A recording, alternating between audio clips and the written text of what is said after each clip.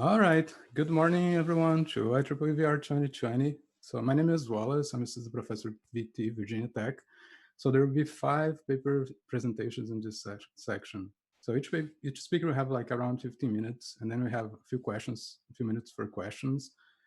The questions for the speakers will be done using the Slido. So if you look at the chat link, you should be able to find it, or go to Slido and look at session 3.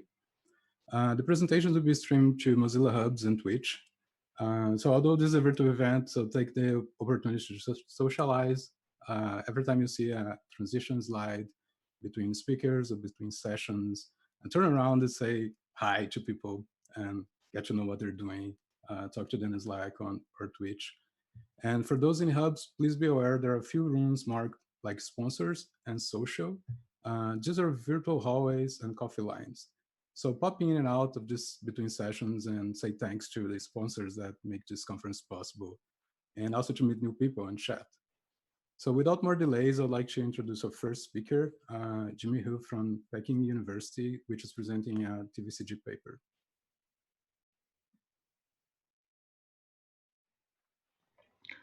Good morning, everyone. I am Zhimin Hu from Peking University. My paper is D-Gates Selenium-based gates prediction in dynamic themes. This is my presentation outline.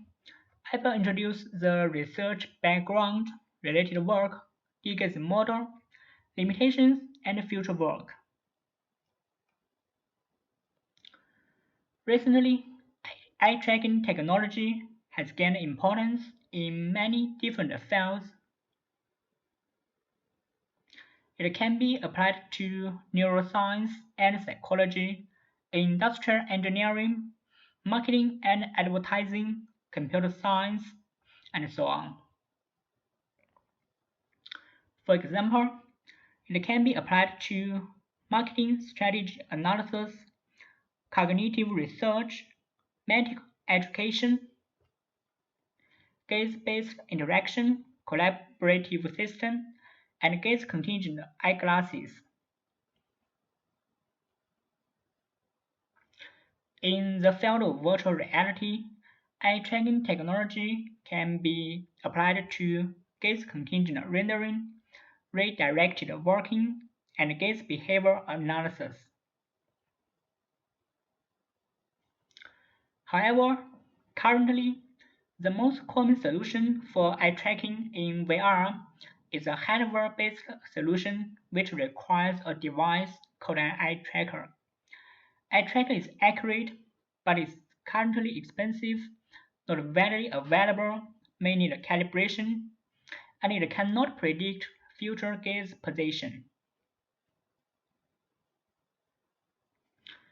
Considering the limitations of eye trackers, we desire to propose a software-based eye tracking solution in VR that only employs information from the VR system.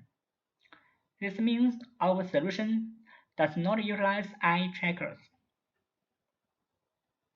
Specifically, our goals are analyze users' gaze behaviors in virtual reality and predict users' gaze positions based on the characteristics of users' gaze.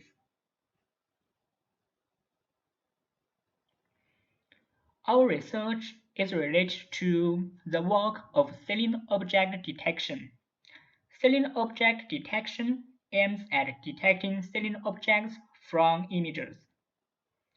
The top are the original images and the bottom are the salient objects. Another important work is salience prediction. Salience prediction predicts the salience maps of original images. The left are the original images and the right are the salience maps. Recently, with advances in deep learning, many deep learning-based salience predictors have been proposed and have achieved good performance. Salience attentive model, namely the SAM model, is one of the best salience predictors.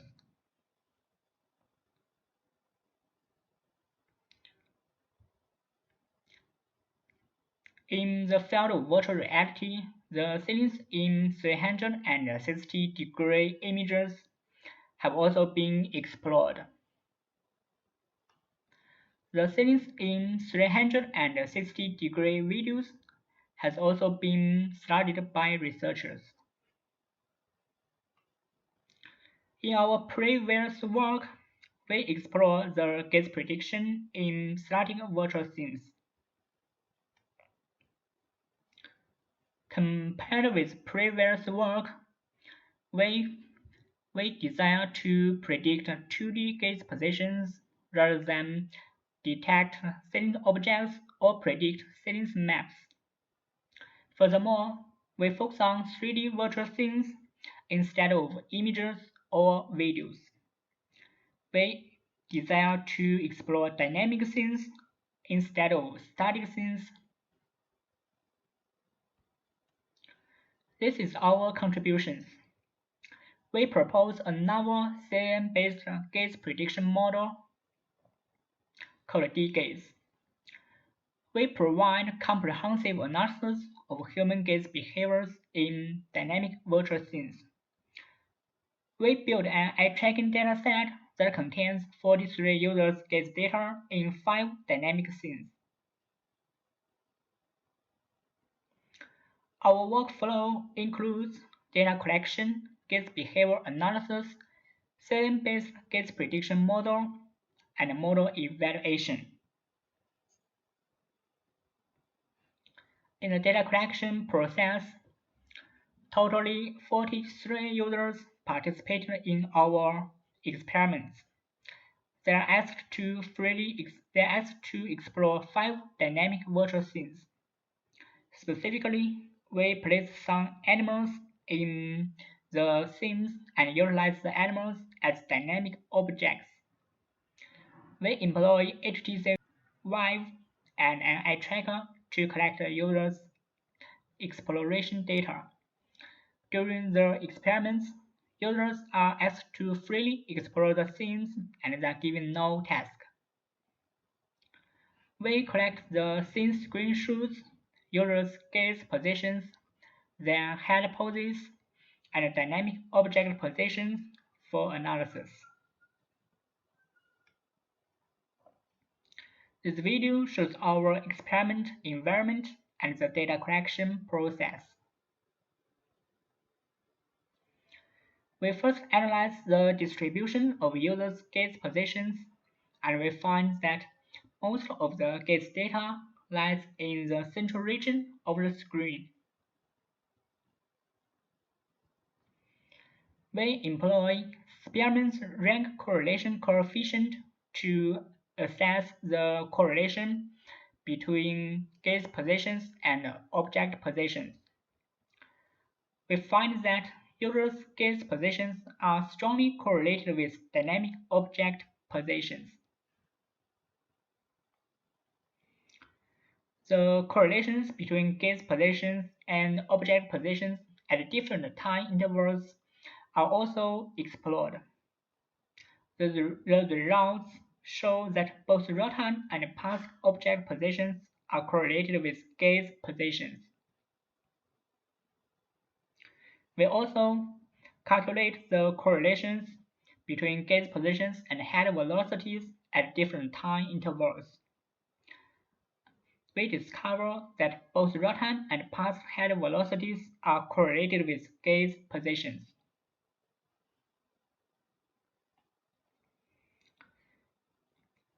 We also analyze the distributions of gaze positions on salient regions of the VR image. We find that most of the gaze positions lie in the most salient region of the VR content.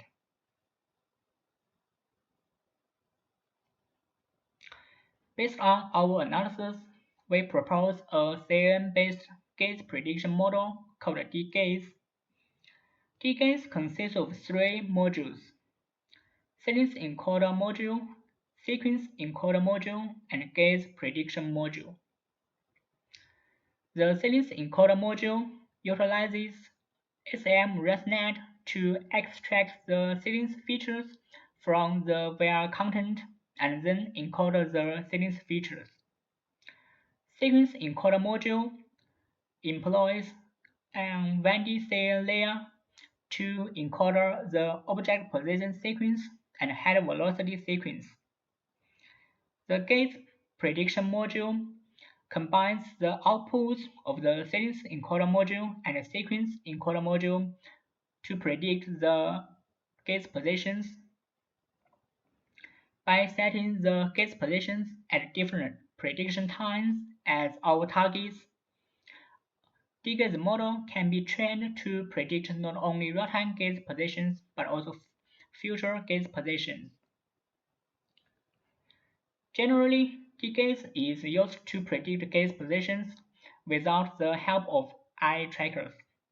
However, if an eye tracker is available, we can also encode the gate position sequence in the sequence encoder module to predict future gate positions with higher precision. In this case, we call our model DGATE_ET, which means eye tracking data is utilized. We analyze our model's real-time prediction performance on both a dynamic dataset and a static dataset. We find that DGATE performs best in both dynamic and static scenes. The CDF curve of the prediction errors are also calculated. The higher the CDF curve, the better the performance. We find that DGATE performs best in terms of CDF curve. We also calculate DGATE and DGATE_ET's prediction performance in different prediction times. The lower the prediction error, the better the performance. The results show that DGATE and DGATE_ET outperform other methods in different prediction times.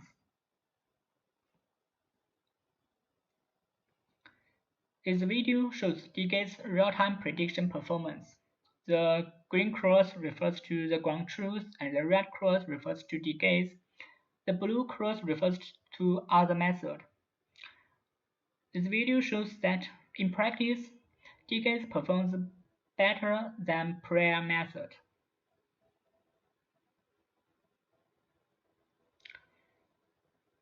We apply DGATE to gate contingent rendering and conduct a user study to evaluate its performance. The results show that DGATE performs significantly better than prior method. This video shows the application of gate contingent rendering.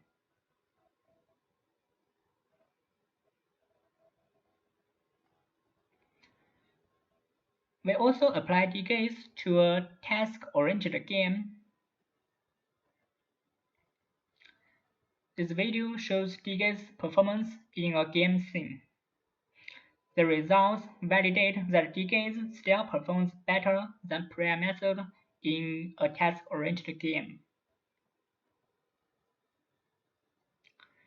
Our model has some limitations.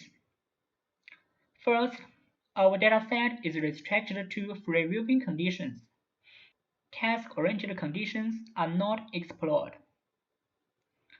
In addition, we only utilize moving animals as our dynamic objects in the data collection process. Finally, the influence of sound is not considered in our model. There are many avenues for future work. First, we should overcome the limitations of our model. Second, we can improve our model's performance by fine-tuning the parameters. In addition, we can extend our model to consider more input features. Finally, we can convert our model to other systems like AR and MR systems. This is the end of my presentation. Thank you for your attention.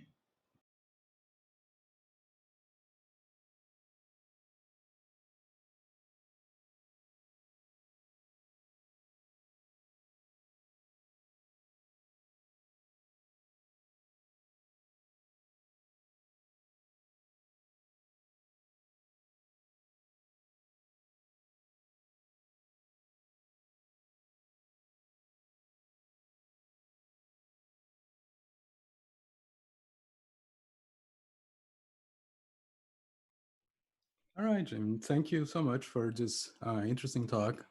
Just remember, everyone, you can make questions on Slido, and I will read them over to the speaker. So we already have one here. So it says, thank you for the talk. Which gaze contingent rendering system was used to evaluation? And also, was it was it a challenge to integrate the dgaze output with the system? Was there any latency issues during the dgaze processing time?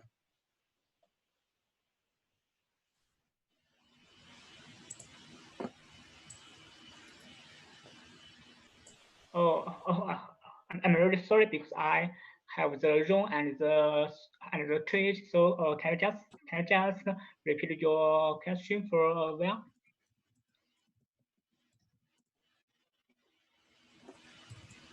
Yeah, sure. The question was if there was any challenge integrating the gaze output with your system, for example, latency, and which gaze contingent rendering system was used during the evaluation. So in the second part in which you showed the application for a rendering system, which system did you use? We implemented the get contingent rendering system. We implemented it ourselves or by ourselves, and it's according to the typical work of get contingent rendering in the C graph of 2016. That is proposed by NVIDIA. Was it a challenger? Output with no, no, I don't think it's a challenger because DGAs is just like a tracker. It just provides you with the 2D gaze positions. So it will be very convenient to combine DGAs with the gaze contingent rendering system, just as you combine gaze contingent rendering system with an eye tracker is the same. Latency, oh yes, it's a very good question. You will find that in our work, we not only predict the Russian gaze positions of the users, we also predict the gaze positions in the future. We can we can predict the predictions in the future 1,000 milliseconds. So the latency is not a question, and our model is very quick. Yeah. Awesome, thank you. I also have one question. Oh well, there's another one popping here, so let's go to that. The question is, in your example, there is only one dynamic object, animal. Have you tested the gaze in scenes which include multiple dynamic objects? Yes, as you can see in the video, we have multiple dynamic objects. Yes, but they're all animals. Yeah, we in one scene we place about 30 to 40 animals in one scene and record all those gaze data. Yeah. Awesome, thank you. Uh, and one question that I have is like, what do you think it's the most like challenging issue if you want to extend this prediction for a longer period of time? Yes, yeah, this is a very good question, and in my another work, I also focus on this problem. In fact, we find that users' current gaze positions is only related to their gaze positions in a short time interval. If the time interval is very big, like more than 1 second, their gaze positions will change largely, and their current gate positions will have almost very weak correlation with the gate positions in the future. So it's very hard to predict the gate positions in more than 1 second. We also discuss this in our paper. Awesome. So I think we can still get one last question. The question is, which eye tracker did you use for research in your lab? And do you have any experience or opinions on different hardware solutions available? The hardware, the eye tracker, yeah, we utilize the eye tracker from Vincent, which is a Chinese eye tracking company. The eye tracker has an accuracy of 0.5 degree. Is very accurate.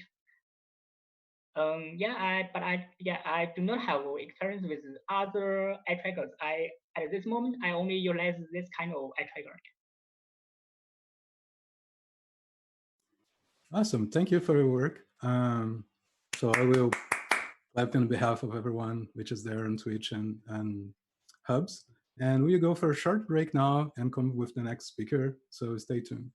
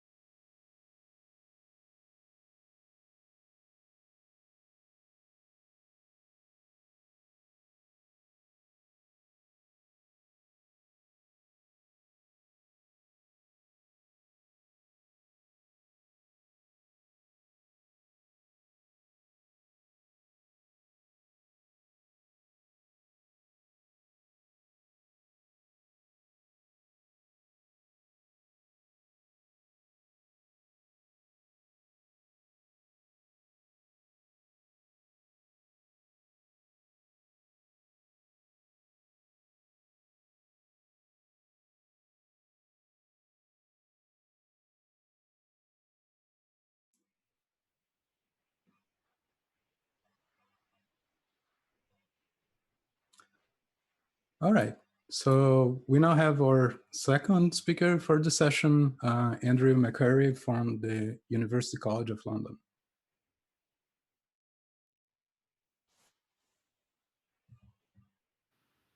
Hi, my name is Andrew Macquarie. I'm presenting the paper Directing versus Attracting Attention, Exploring the Effectiveness of Central and Peripheral Cues in Panoramic Video. It was written by Anastasia Smith, myself, Simon Julier, Nicole Benetti, and Anthony Steed.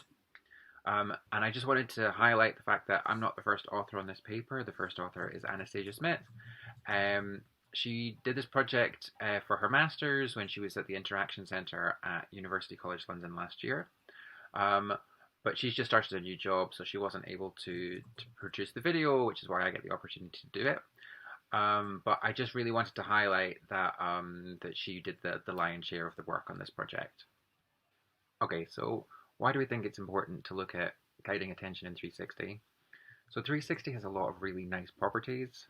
It's immersive, it allows users to look around and explore. But this also leads to issues around ensuring that users have looked to certain regions of interest.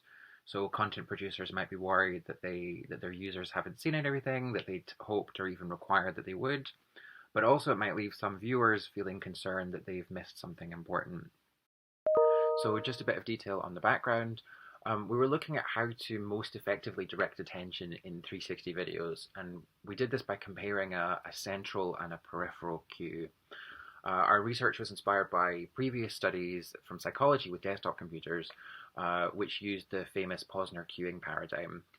The paradigm typically compares a central cue, which tends to be an arrow in the middle of the screen, to a peripheral cue, which is often a one-off flicker within one of the two boxes which the stimuli might appear in.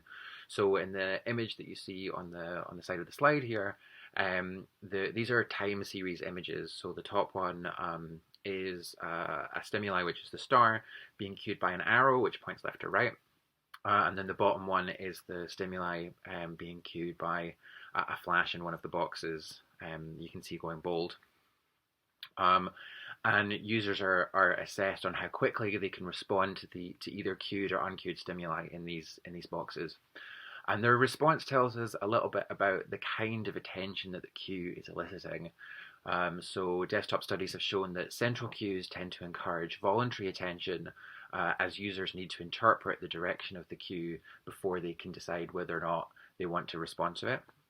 And in contrast, the peripheral cue usually elicits an involuntary reaction because the flashing in the periphery is processed as a danger signal in the brain, and their directionality doesn't need to be consciously interpreted before following it.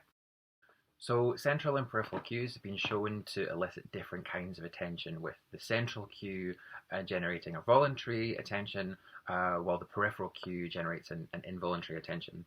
And these two types of attention have been shown to have two different properties. If an individual follows a central cue, so this is voluntary attention, then their attention is often more sustained on the region of interest. They look at it for longer. And they also tend to remember more information about that region compared to if they've been following a peripheral cue. Conversely, peripheral cues, so this is involuntary attention, they tend to be harder to ignore, so the user hasn't consciously processed them, so they can't make a decision to ignore them.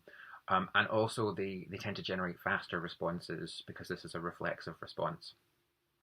So there's also work looking at getting attention in a VR context. I can't cover all, but here's a couple of examples.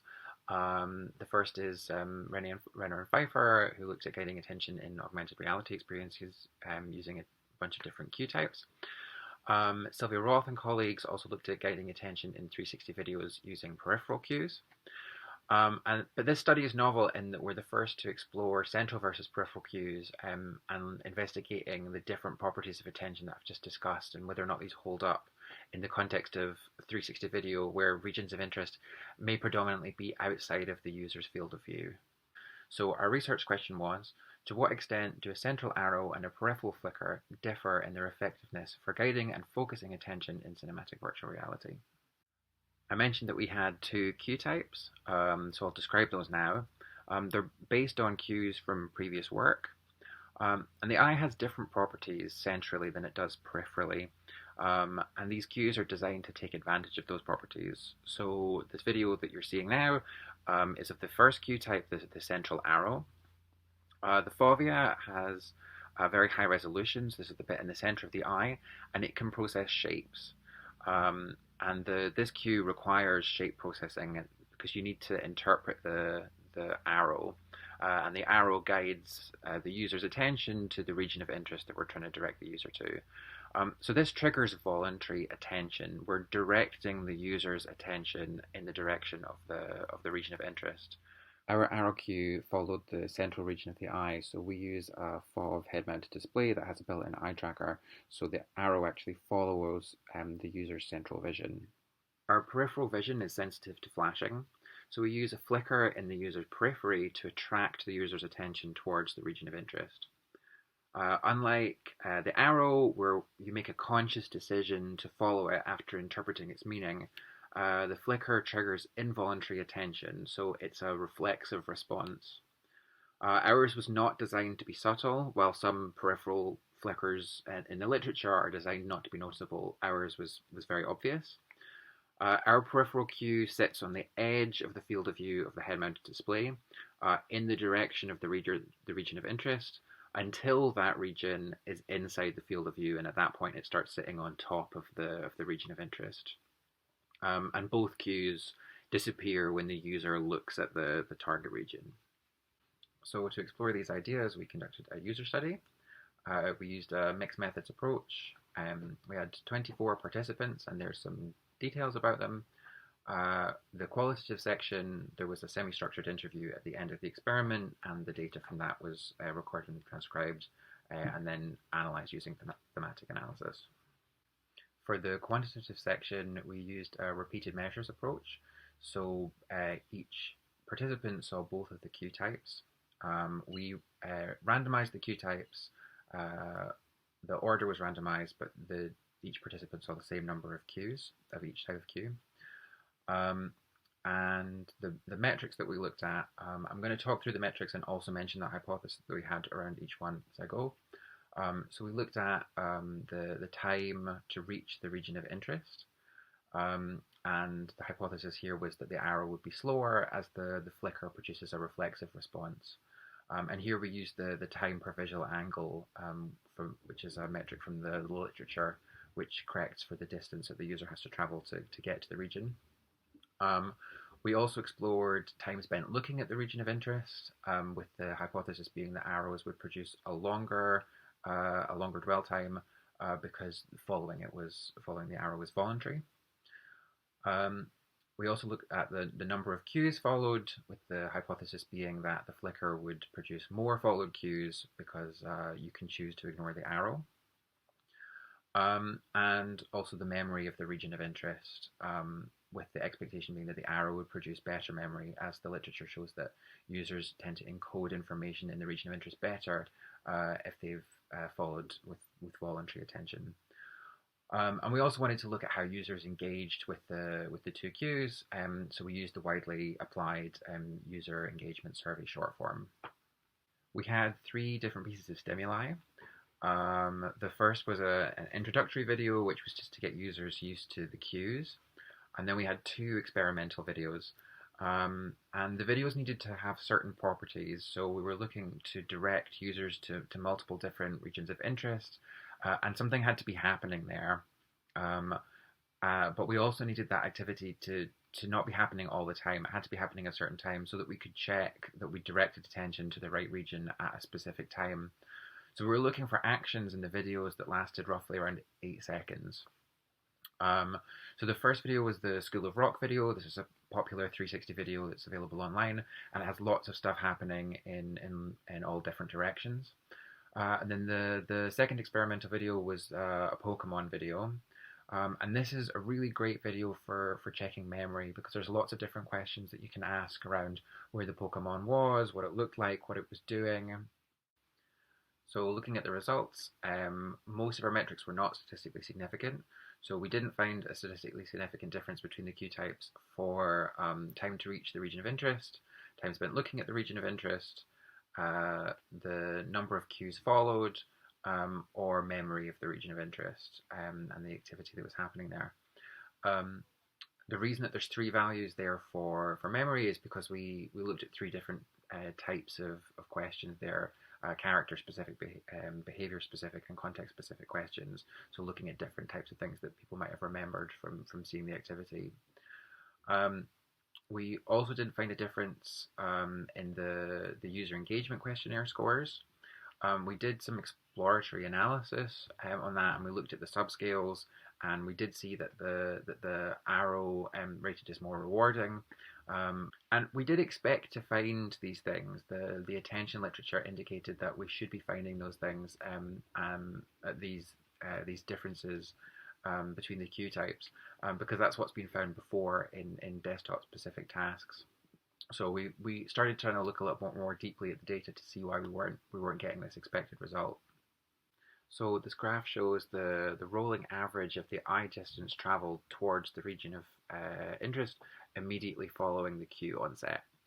So the blue line shows the distance traveled following the onset of a flicker, while the orange line shows the distance traveled by the eyes immediately following an arrow cue onset. And you can see a clear difference here between the two cue types, immediately following the cue onset, with the flicker causing a much more rapid response immediately following cue onset. So we did a post-hoc test on this, looking at the first 500 milliseconds after the cue. And we based this number on the literature, which says that a difference between a reflexive and a voluntary response should be discernible within the first 500 milliseconds. And we did get a strongly significant result on this test. But critically, this rapid response isn't sustained. So over time, we start to see that the response between the arrow and the flicker becomes very similar. And there's a few possible explanations for this, so we discuss some of them in the paper. One of which is it's been suggested in previous work that that voluntary attention and the activation of the higher motor centers of the brain are required for postural control and for locomotion. So this potentially might explain why we're not seeing the expected results in our other metrics, as our hypotheses were assuming that the flicker would produce involuntary attention. But this would indicate that both of our cues require voluntary attention when the region of interest is outside of the field of view, because users have to start activating their higher motor centers of the brain in order to rotate their body and their shoulders to turn around to see regions of interest which are behind them. We also did a thematic analysis on the interview data. I can't cover the whole qualitative analysis here, but please see the paper for details. But I just wanted to go over the 5 main themes that came out of it. So participants talked about the different properties of the cues for grabbing attention in different ways. So people said that they had to think about the arrow while the flicker was more instinctive. They also talked about how the different cues guided attention better or in different ways. So for example, the arrow was felt to be more forceful and clear. There was also discussion about the impact that it had on exploration.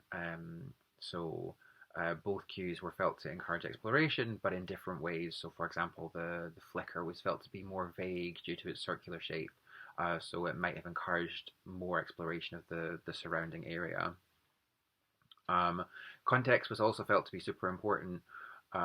So some people felt like that the arrow would be much more useful for educational content or search-based tasks, while the flicker would be better for entertainment experiences, where it might distract less from the storyline, for example. And finally, participants felt that that the cues, both types of cues, help them remember info from the region of interest, which is backed up by the quantitative data, but also that they were only really retaining this information if they were interested in what they were being directed to. In conclusion, we looked at 2 different cue types, the central arrow and the peripheral flicker. We performed a repeated measures experiment with 24 participants. The flicker produced an initial fast response, but this wasn't sustained. And this might indicate that the flicker produces voluntary attention when the region of interest is outside the field of view and users have to start moving the rest of their body. This differs from traditional desktop attention. So this might indicate that content creators need to consider this, as traditional attention paradigms may start to break down in 360 contexts. Okay, thanks very much.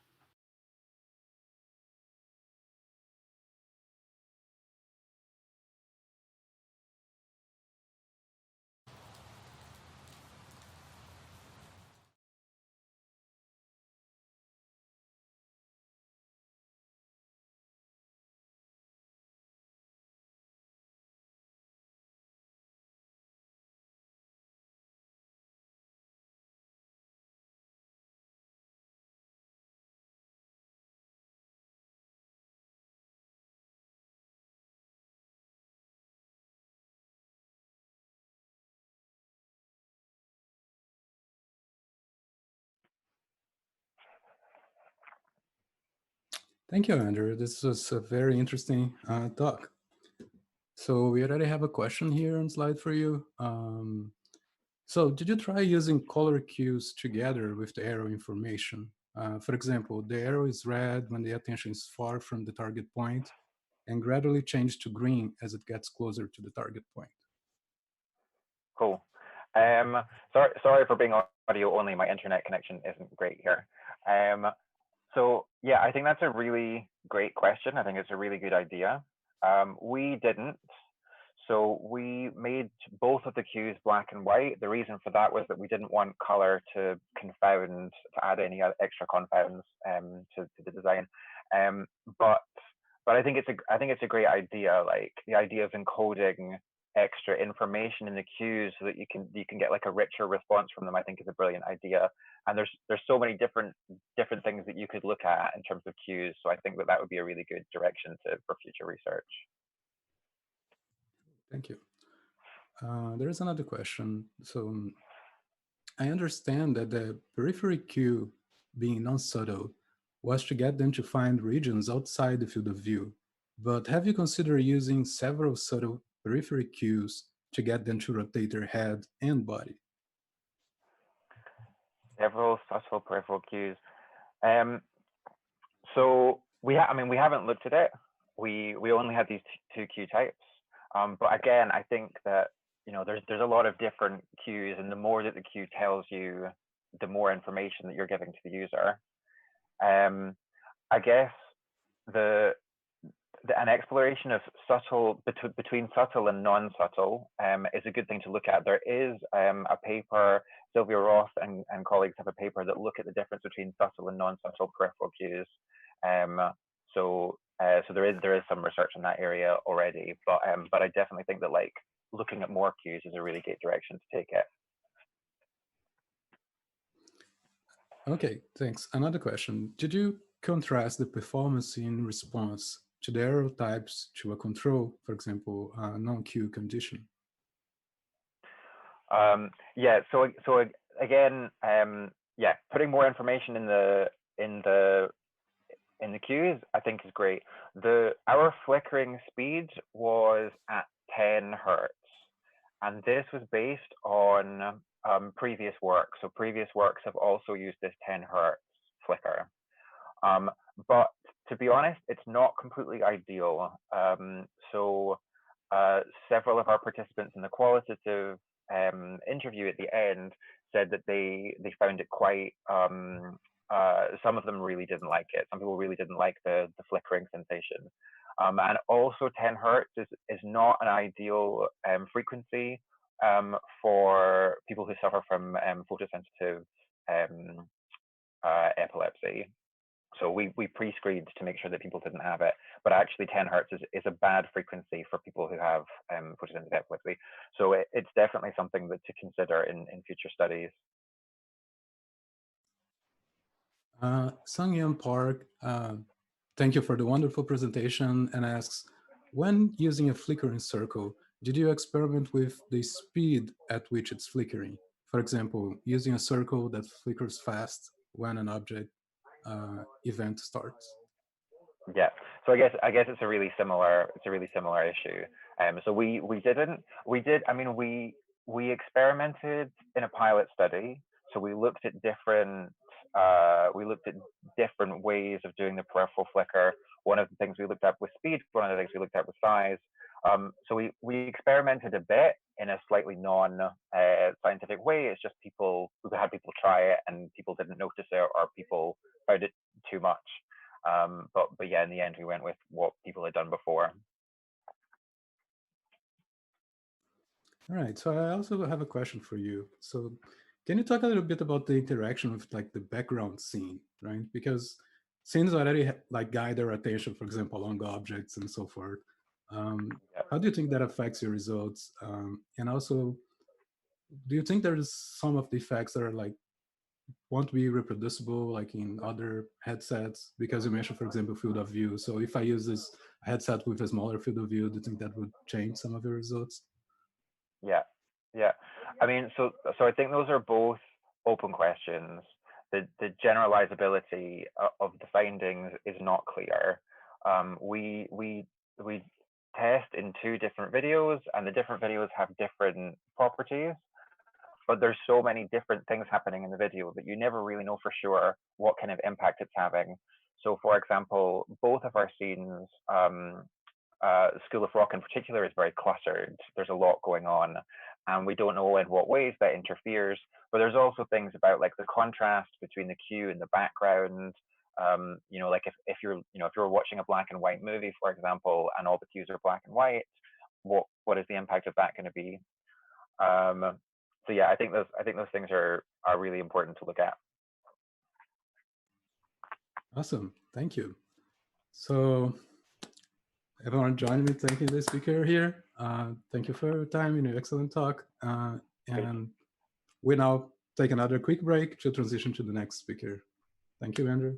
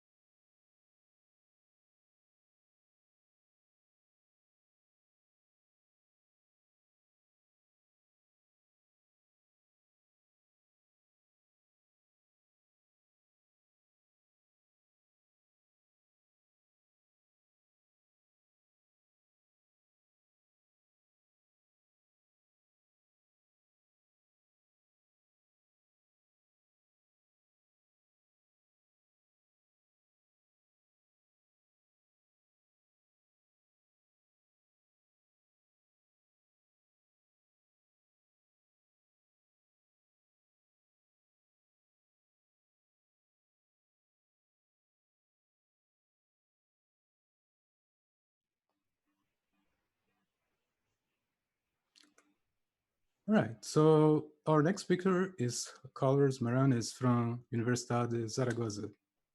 So, hi everyone, I'm Carlos Marañez, and I'm going to talk about our work exploring the impact of 360 degrees movie cuts in users' attention. Let's start with a bit of motivation, and as most of you know, VR offers a new medium to tell stories. It has grown since the first devices for personal use become available in the market. New content has been created for different purposes, such as training, education, and maybe the most relevant one, video games. But what about cinematographic content? Well, the development of this kind of content in VR is still in an exploratory phase. The main reason is that there is controversy between different creators on how to tell a story properly in this new medium. But why? Because virtual reality content is different from traditional movies, in that viewers now have partial control of the camera and become more immersed in the story. This new gained freedom of users opens many possibilities for content creation, but also makes video filming and editing in VR particularly challenging, since it's not clear anymore on how to control the course of the action in order to make sure the user doesn't miss any relevant details of the story. Let me explain this with an example. In the following virtual reality scene, let's suppose that there is a viewer who observes the girl playing the violin, and as he loves music, for example, he spends the whole scene watching her. Now let's suppose that we have a second viewer who doesn't like violins and gets easily bored. So he decides to explore the scene, and suddenly he realizes that there is 2 people looking through the door. Now he can deduce who the girl's parents are. Now each of the viewers have different information from the narrative. It's difficult to tell a story effectively in VR. Viewers can freely explore the 360 degrees of the scene that surrounds them, losing some key narrative aspects, and they may not follow the director's intention. From now, we are going to call the parts of the scenes that contribute to the narrative regions of interest. In this case, the regions of interest are the girl playing the violin and the 2 people watching through the door. But what happens with those regions of interest when jumping from one scene to another scene? In traditional cinematography, this is an oversimplified version of what film editing looks like. Frames are followed by frames that run over time in a linear fashion. And this is how editing in VR looks like. Borrowing the terminology from Jessica Brilhart, each frame is a window of experience derived from the user's field of view. This makes everything a potential frame. So it is very hard for the content creator to actually create a premeditated course of the action through time. This is what SIG calls world-to-world editing. To go further, each of these 360 worlds have a number of potential experiences, since each clip may have one or several regions of interest. The content creator can try to evaluate the probability that a user will follow a certain path through the 360 clip. And a common approach is to rotate these worlds accordingly to align the different regions of interest at cuts, as we can see in the example, trying to create a pleasant experience for the viewer. And what has been done so far? On the one hand, there are works which analyze user behavior in narrative VR content. We can also distinguish those works which redirect the user's attention by using, for example, fireflies or flickering. However, the previous work, which is more related to ours, is the work of Serrano and colleagues in 2017, which proposed a systematic analysis of viewing behavior across movie cuts in VR content. These frames you see here are some examples from their work. As you can see, there are simple videos specifically designed for the intended analysis, limiting the scope and applicability of the results. Such videos lack the complexity of a real footage, edited by professional filmmakers, and were not designed for storytelling. This means that there is a lack of realism in the videos. We address this issue and propose the first analysis of user behavioral data watching professionally edited 360 degrees video content. One of the main challenges of this is that a real footage is not intended to be analyzed, making it hardly parametrizable. So, our final goal is to analyze user behavior across movie cut boundaries. Thanks to our analysis, we derive useful information for VR content creators. As I have said, we are going to analyze user behavior across movie cut boundaries. To reach this goal, we have followed a set of tasks. Firstly, we need some data of users watching a professionally edited movie. We have used the data generated from Felix and Paul, which are one of the most reputable studios when creating VR movies. The movie we have chosen to analyze is The People's House. We have available more than 3,000 hand-tracking information collected in the wild, with no restrictions or any particular task. This number of users is far away from the previous work, which is limited to the order of about 50 users at most. In order to create our stimuli and carry out our experiments, we have identified a set of key parameters of influence that may influence attentional behavior, which I will describe next. We have distinguished two types of scenes, those that have a region of interest and those that don't. Thus, the different types of cuts will be studied. Depending on the scene before and after the cut, these possible combinations arise. We can have a scene with a region of interest and then is followed by another scene with a region of interest, a scene with a region of interest before the cut and then a scene with no regions of interest appears, and so on. In total, 4 possible combinations arise. And how does a cut looks like? In this example, we saw the 6 last seconds of the first scene, then the cut is produced, and then the 6 seconds of the scene after the cut are shown. In the example, there is also an overlapped heat map that represents where most users are looking at. So let me play the example. The 6 last seconds of the first scene are shown, then the cut is produced by using a fade to black technique, and then the 6 seconds of the first of the scene after the cut are shown. In order to analyze the effect of the scene before the cut in the scene after the cut, we analyze the seconds of the scene after the cut. So now we have identified the parameters of influence, let's see how to analyze of data available. We need to develop a set of new metrics that will allow us to quantify user behavior for all our different conditions. In Serrano's previous work, a series of metrics are proposed. From those metrics, we have adapted 3 of them. The first metric counts the number of frames after the cut until the user's gaze reaches the region of interest. This metric is an indicative of the time taken by the user until he converts again to the main action. In this example, if the user is looking at this part of the scene, the blue point, at the beginning of this scene, he has to search for the region of interest. And this time is what this metric trying to measure. The second adaptive metric is the percentage of total fixations that fall inside the region of interest. The purpose of this metric is to quantify the interest of the viewer in the region of interest. A fixation is when the user is paying attention, so that is what we want to consider. In this example, we can observe that most of the fixations are inside the region of interest, meaning that the user is highly interested on it. The third adaptive metric is the number of fixations with respect to the total number of gaze samples. A low value corresponds to a higher quantity of gaze, which in turn suggests a more exploratory behavior.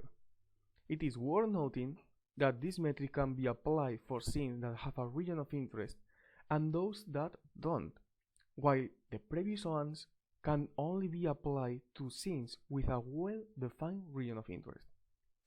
So in the following example, we can observe how users fixate firstly on the sofa, then on the desktop, and finally on the couch, showing a more fixating behavior. Following the line of measuring the capacity of exploration, we have created the metric total traveled distance that measures the accumulated distance traveled after the cut and is an indicative of how much users have roamed through the scene. And we have also created the metric percentage of the scene watched, which computes the percentage of the VR environment watched. This is an indicative of how much of the scene has been actually explored. So now we know how to analyze our data, we are going to discuss some of the most interesting insights. And please refer to the paper for the complete analysis and all the insights. In the following scene combination, when the cut is produced, and then there is a region of interest in the second scene, our results suggest that users take more time to reach the region of interest when there is previously a scene with no region of interest. This is because users are scattered around the scene and they have to refocus their attention. And surprisingly, users are more focused on the region of interest of the second scene if they have been also in a scene with no region of interest. And how can we apply this knowledge to a VR movie?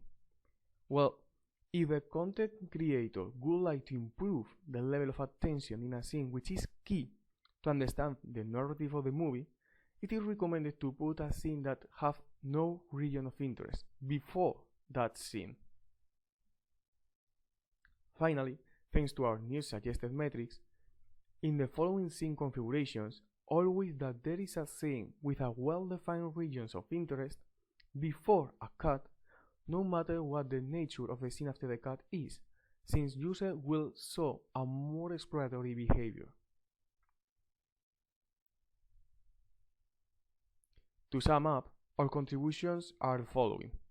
We have analyzed a professionally edited movie. Well, where most previous works analyze toy scenes, we analyze a movie where the narrative has a high impact and it has been made to entertain the audience. we take into account data of more than 3,000 users collected in the wild. We have also adapted previous metrics and created two new ones: traveled distance and percentage of the scene watched. And finally, we derive insights with implications in VR cinematic content. And regarding limitations, we have analyzed a film of documentary nature, which implies that action is scarce. There are no conversations between characters and there is little movement on stage. It would be interesting to analyze how our insights could extrapolate to content of other nature. However, our work and previous work share similar insights, so it seems some basic behaviors are common. Another limitation is that our proposed metrics, traveled distance and percentage of the scene watched, assume an static region of interest. And this could be adapted to moving region of interest cases by taking into account the metric value when the user is not fixating inside the region of interest. Thanks for your attention.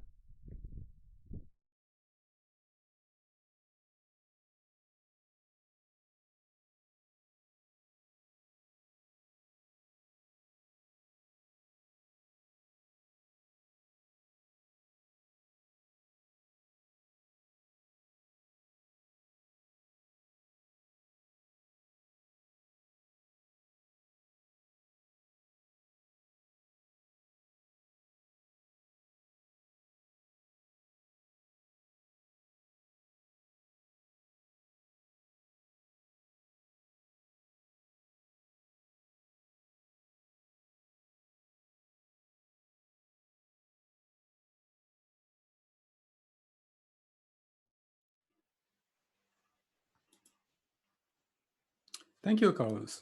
Hi. So we already have a question here for you, which is, thank you for the talk. Have you considered the effect of region of interests that are smaller or larger between scenes at the cut?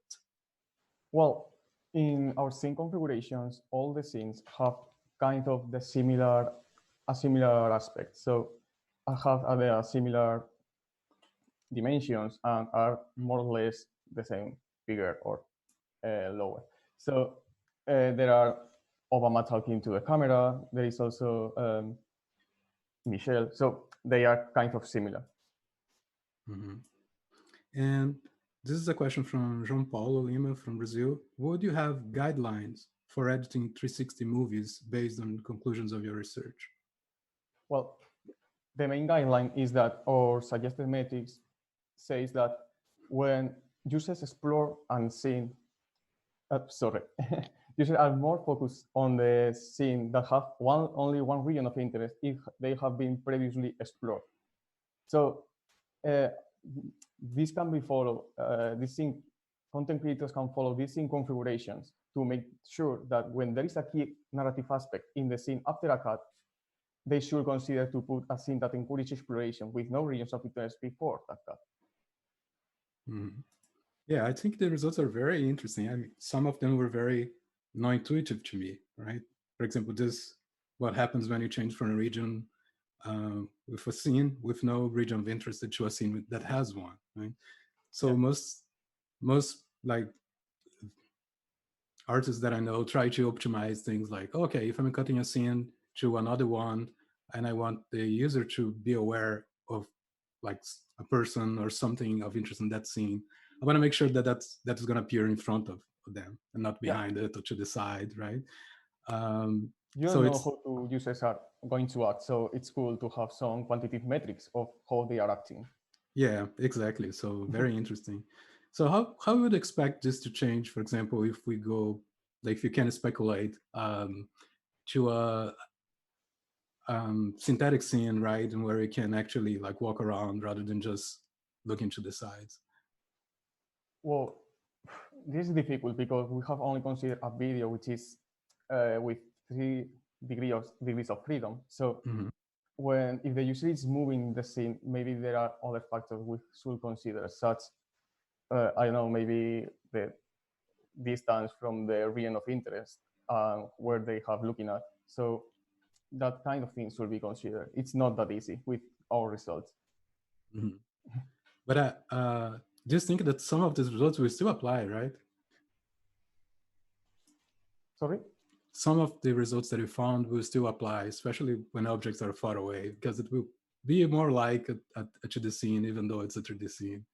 So very cool. Yeah, thank you. Let's see here if I have another question. Okay, so this is from Jesus Gutierrez. Nice work. Thanks for the talk. Is a data set that you use publicly available? And do you know about professionally edited data sets? Are they available as well? I don't think so that we are going to make our data set available because it's from a private company, so we can't do it.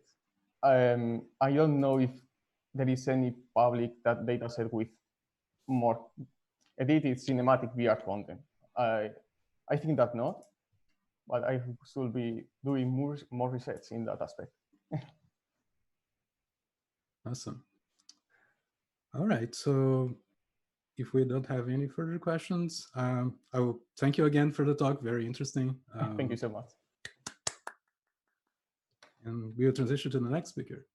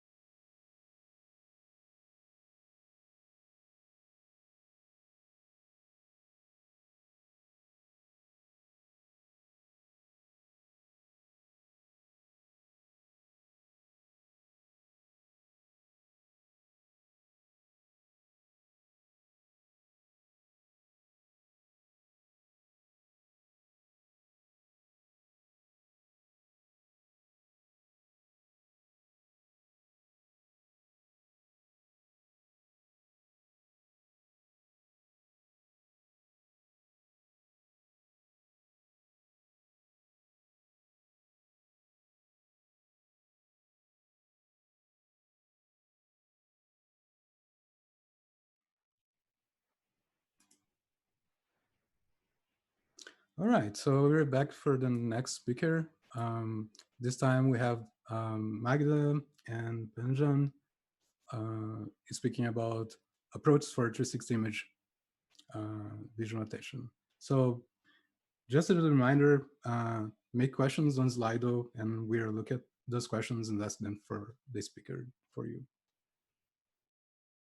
Hello everybody, and first of all a big thank you to the organizers and everybody involved in making it possible that we can present our work here today. This presentation is about joint work at the Penn State Center of Immersive Experiences directed by Professor Alexander Klippel. And one work area at our center is about the design and evaluation of 360-degree imagery-based virtual reality tours of real-world places in the context of higher-level education and also research outreach. The focus of this work is on an empirical study we conducted to evaluate and compare different visual attention guiding mechanisms in the context of such 360 VR tours.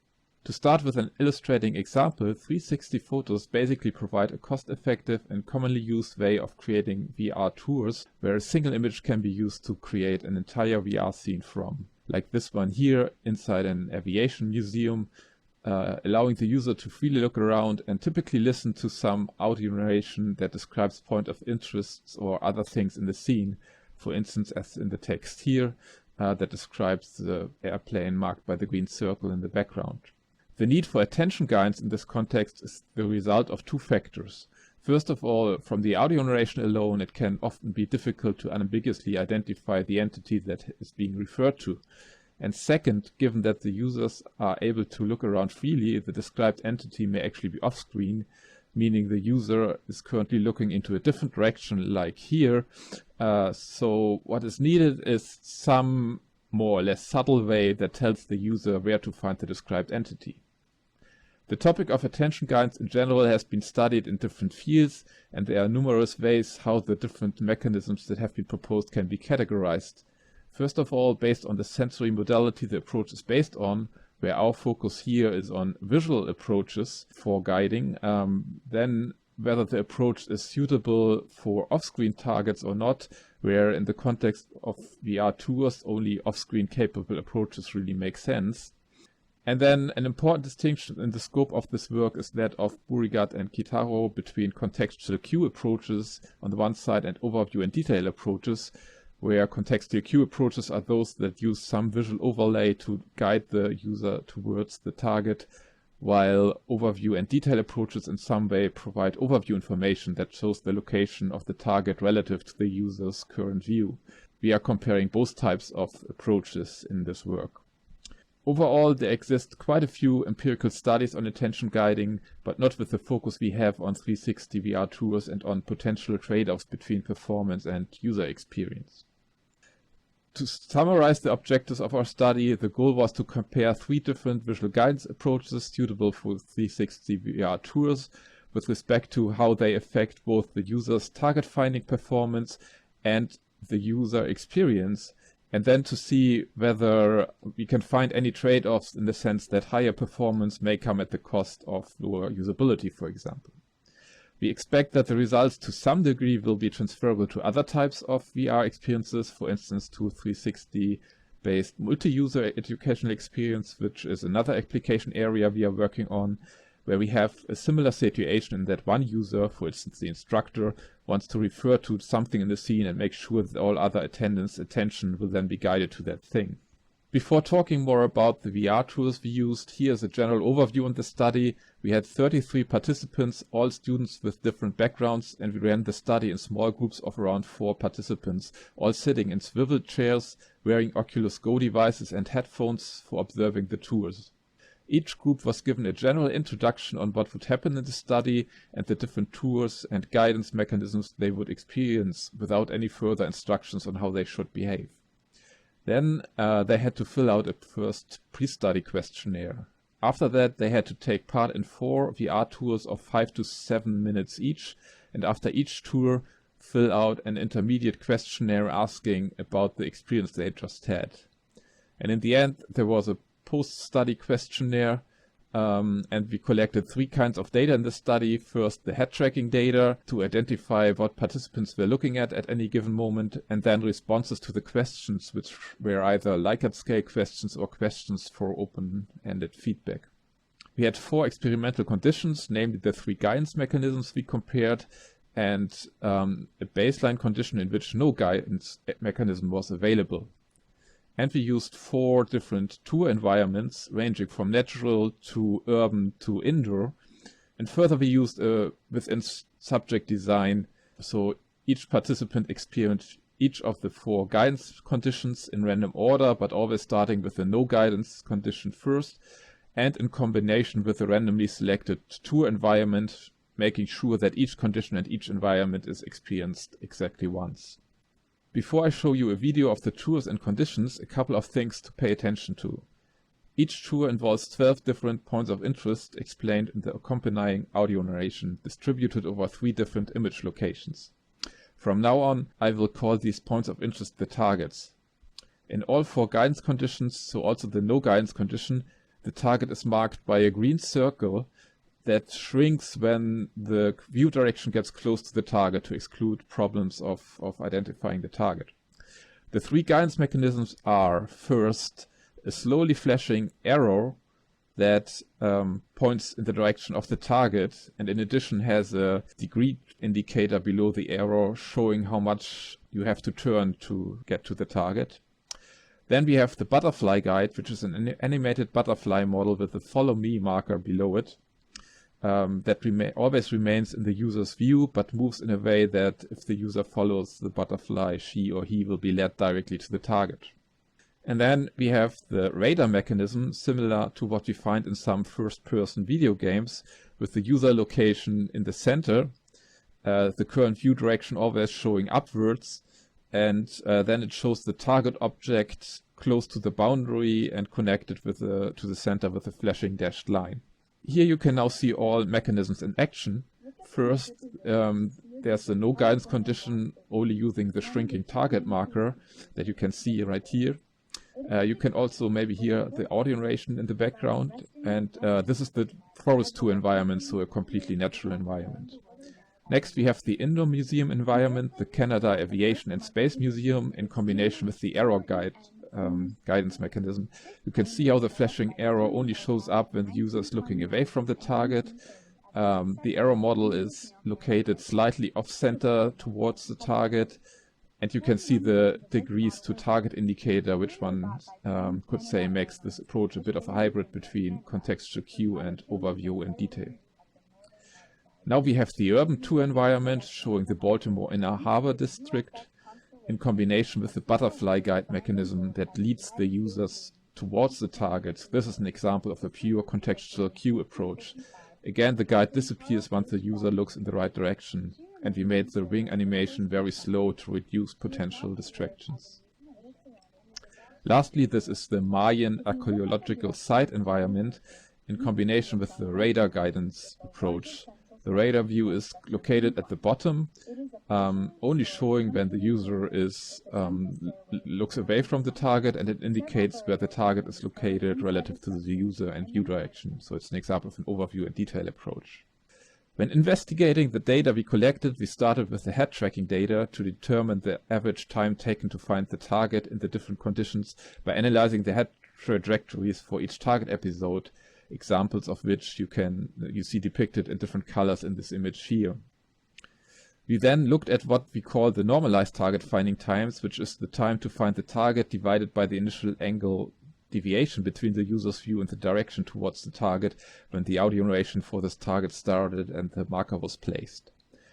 This plot here summarizes the resulting numbers for no guidance, error, butterfly guide, and radar.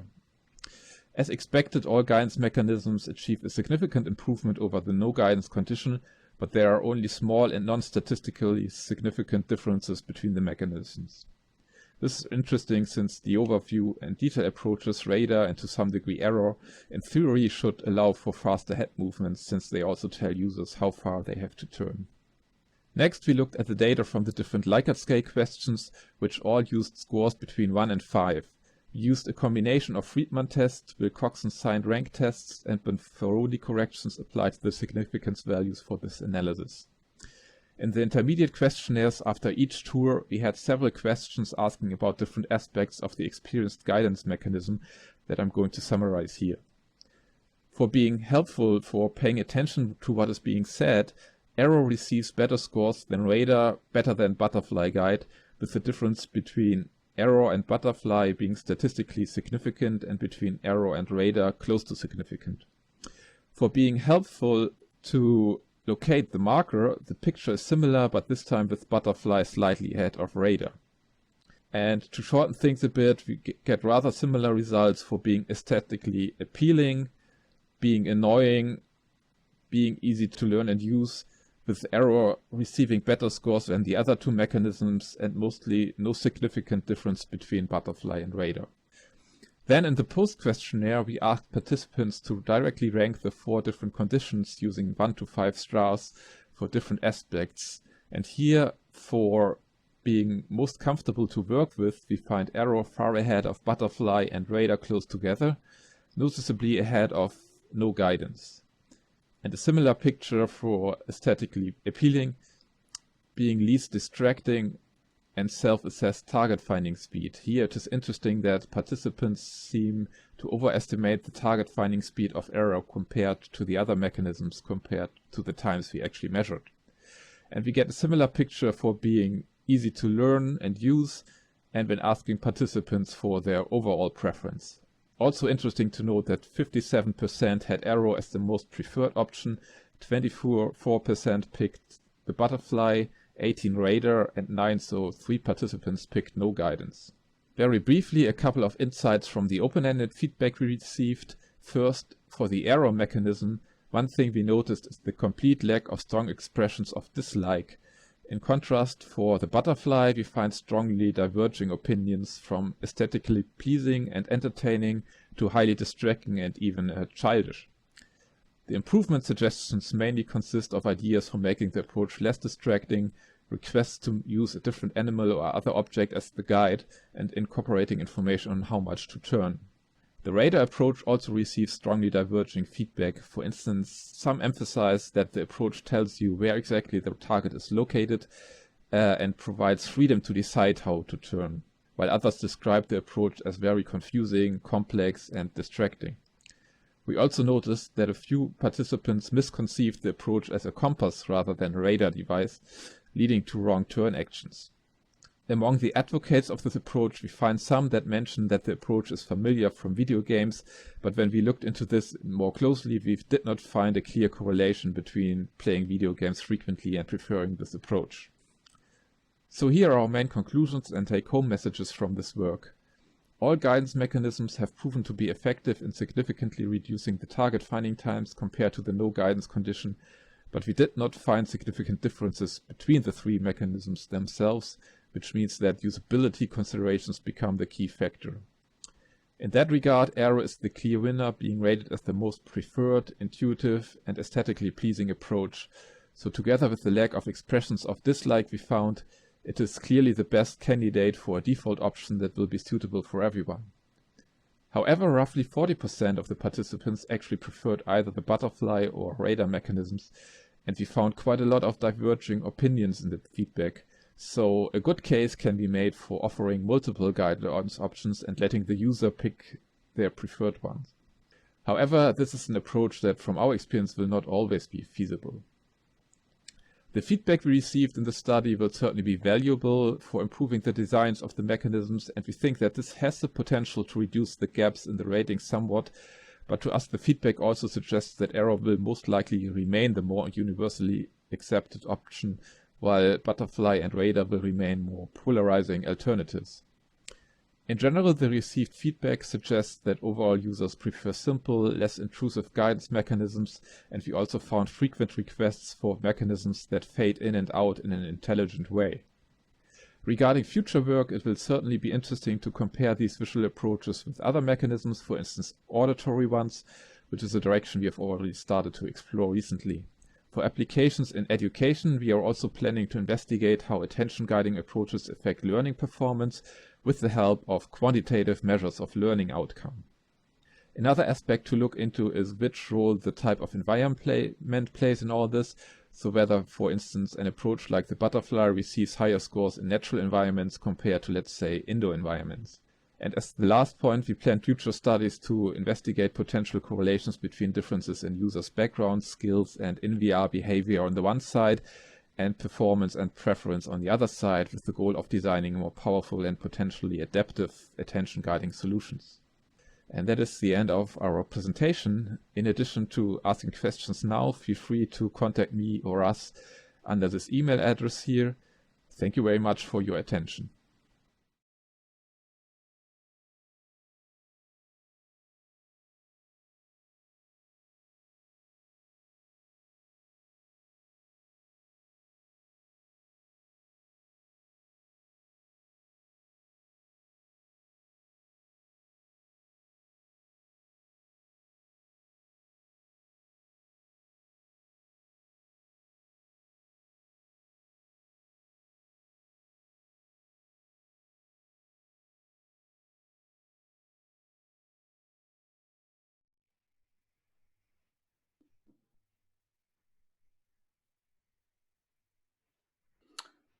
All right, thank you. We have here Benjam to ask questions. So Slido is there, and we already have one question here. So John Paul asks, so this is the same questions from the previous presentation. Have you considered using color cues in the different guiding approaches? Thank you for the question. This is a really interesting question. We haven't explored the use of color in particular, but two of our guidance mechanisms already include mechanics in a way to pretty much tell the user how far they are from the point of interest. For the arrow guidance mechanism, there is an angle difference between the user's current view in relation to the point of interest. And for the radar guidance mechanism, we have a visual representation of a line in relation to the current point of view of the user that changes based on the orientation of the user. So there are already hints that will help the user realize whether they're getting closer to the target or not. But no use of the color specifically. Mm-hmm. Thank you. So I will follow up in that question. I think color is one of the aspects, but also, for example, in the case of the butterfly, how do you actually render it, right? So the butterfly was like very blue, which is good because you can see it from the background, right? But it actually doesn't fit very well any of the environments, right? It's kind of cartoonish compared to the scenes that are used. So do you think that maybe having a butterfly that would match better the environment or better stating, how do you think like the actual style of this guidance methods would change? And for example, do you think that butterfly would have like less divergent opinions if it was closer to the style of the videos that you used? Can you comment a little bit about that? Yes, of course, that is a great point. And as part of our future work, actually, we're attempting to explore the use of, this is a question of diegetic versus non-diegetic cues. So obviously, if you use a butterfly in an indoor environment, it's a little bit irrelevant. So as part of the future work, as you have mentioned, we are planning on using butterfly in outdoor environments and maybe change the graphics to make it better fit to the environment so it feels as an element that is part of the environment and is guiding users' attention. With respect to changing the colors of the butterfly, my personal worry would be that it could be a bit distracting, as was the case with the animations of the wings of the butterfly. Originally, we had it looking much more realistic, but then it became too distracting for the users. And I can imagine the same thing would happen when you would frequently change the colors of a guiding object. Mm-hmm. Yeah, it's a subtle lie, right? You want people to notice it, but not bother them. So yeah, thank you for the answer. Let's see if you have another question here. Is there any correlation between the type of indicators and the type of scenes? For example, a preference to the butterfly in the natural scene. Okay, we haven't explored that aspect, but it's part of a future work plan for sure. Mm-hmm. Yeah, I personally would like to see, for example, the radar, how it would work in a like kind of sci-fi scenery in which it like fits very well. So I think some of those participants that mentioned that they're used to like radar like in games, for example. Yes. They will certainly love it. Yes, most definitely that's part of our future work. And unfortunately, currently we do not have enough data to be able to explore these aspects of this research question. All right. So if there are no further questions, I'd like to thank you again for your nice talk, nice research. And we'll again take a quick break while we prepare for the next speaker. And remember to make your questions on Slido.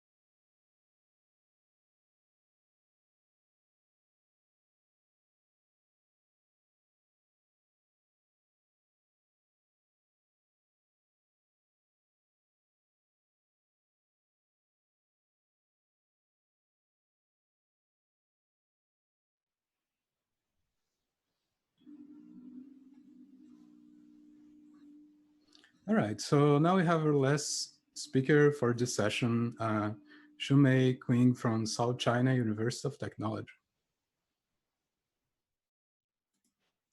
Hi. Yeah, thank you very much.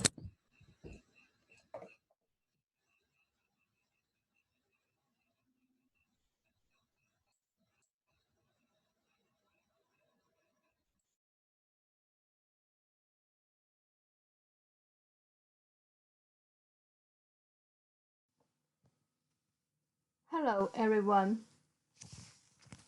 Today, I'm so happy to be here to give the presentation of our paper. Many thanks to all the contributors of the conference. The title of our paper is Cell-by-Net 360, Silencing Prediction on 360 degrees images with a local and global bifurcated deep network. I'm Chunmei Qing from South China University of Technology.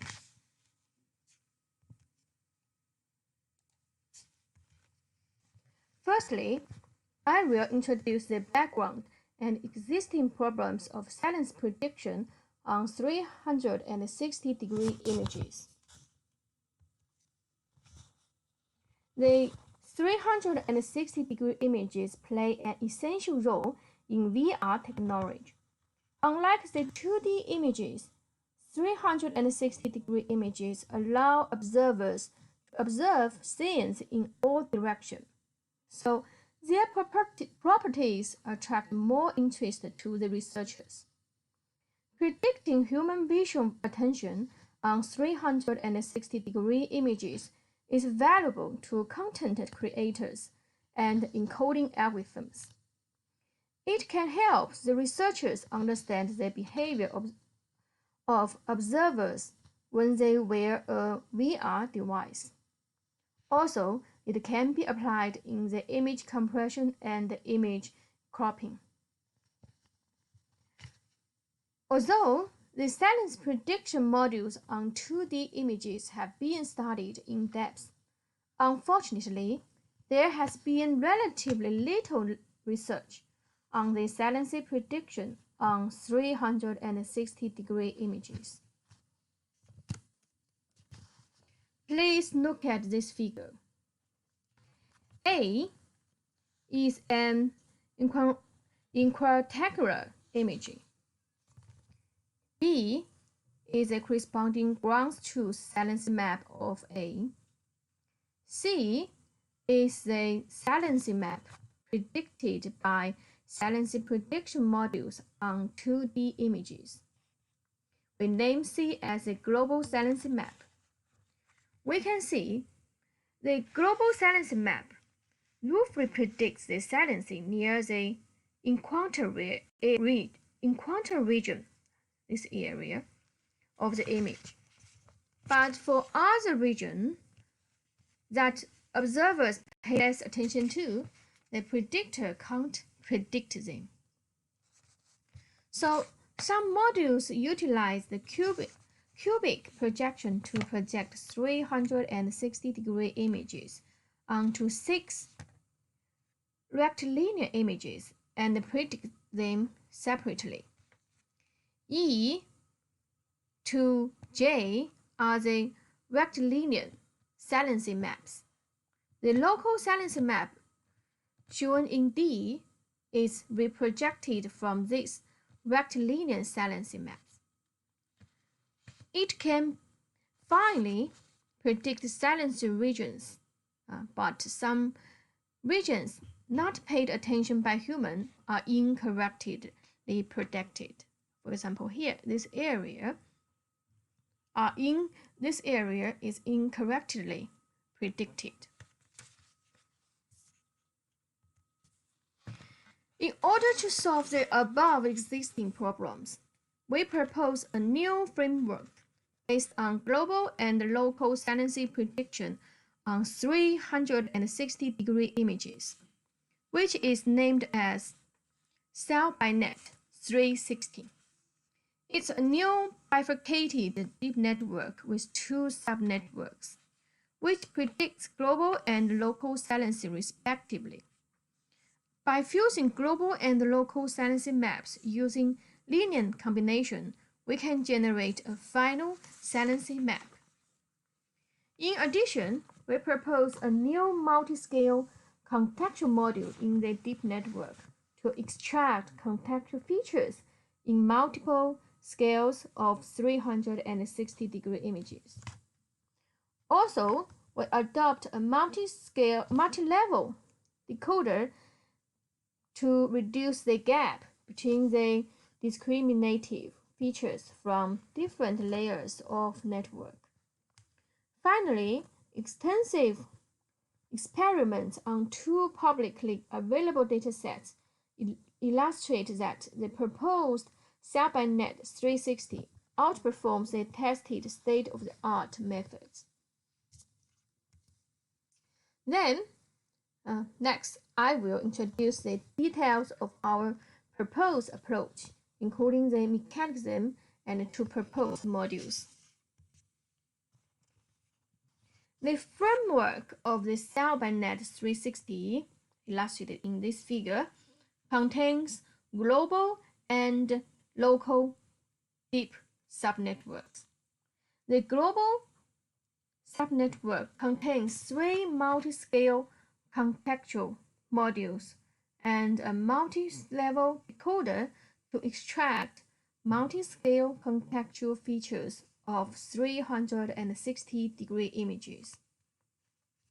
The local subnetwork contains only one contextual module, same as the one in global subnetwork, and a single decoder with a convolution and upsampling operation, which can be reduced redundancy of local saliency map.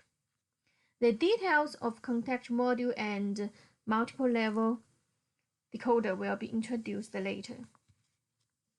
In the global saliency prediction, the whole equidistant image is taken into global subnetwork, and the global saliency map is generated. While in the local saliency prediction, rectilinear images are taken into local subnetwork. After a reprojection method is utilized, a local saliency map is generated. Finally, a fused saliency map is generated by linear combination with the global and local saliency maps. Because we don't have a large dataset on 360-degree images, cell-by-net 360 has to be pre-trained by a dataset named Silicon that contains 10,000 2D images for training. After pre-training, two subnetworks are jointly fine-tuned with just the rectilinear images. The loss in global subnetwork is defined as follows, where LBCE here denotes the binary cross entropy loss. And here, L normal is a normalized function for matrix CC and NSS. The L matrix in these two formulas denotes the evaluation matrix for CC and NSS. For local subnetwork, the loss is almost the same as the one in global subnetworks, and the total loss of cell-by-net 360 is the sum of global and local loss.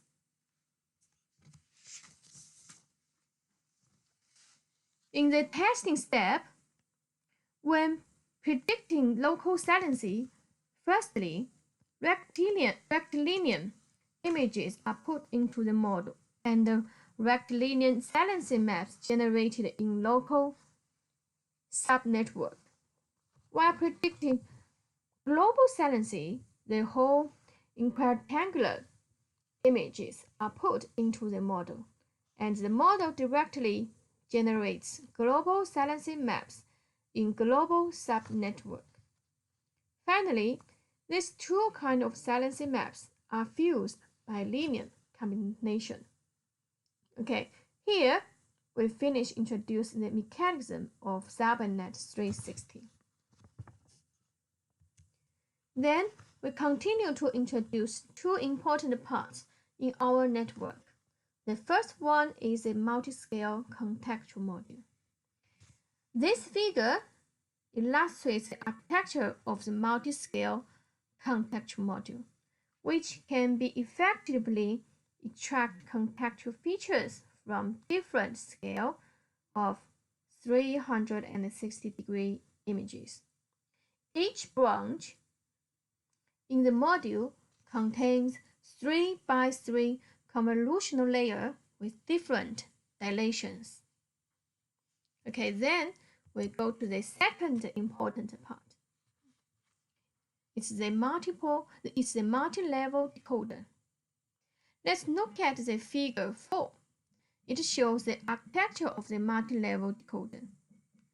The multi-level decoder is adopted to reduce the gap between the features obtained by 3 contextual modules.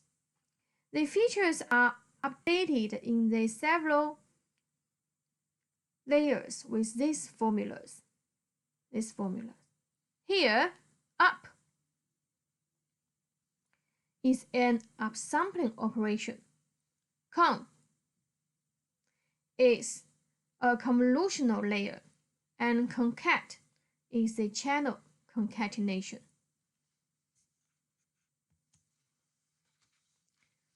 Finally, I will introduce our extensive experiment about cell-by-net 360 to demonstrate its superiority in saliency prediction on 360-degree images.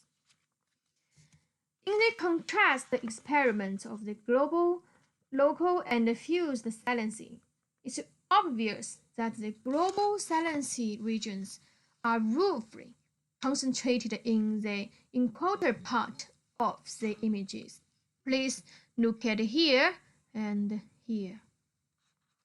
While local saliency prediction can finally predict some saliency objects, but certain objects are incorrectly predicted as high saliency, such as the ladder, here the ladder, and the trees, here the trees.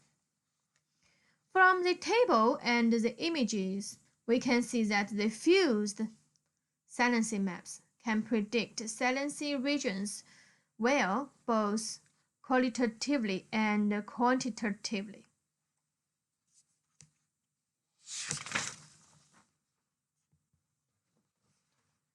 Table 2 shows us the quantitatively results of comparison with different state-of-the-art methods. It's obvious that cell-by-net 360 outperforms all the other methods in most cases, especially cell-by-net 360 significantly improves the KL values, which demonstrates that cell-by-net 360 works better on reducing of loss of information in the saliency density distribution. Then we go to look at some qualitative results.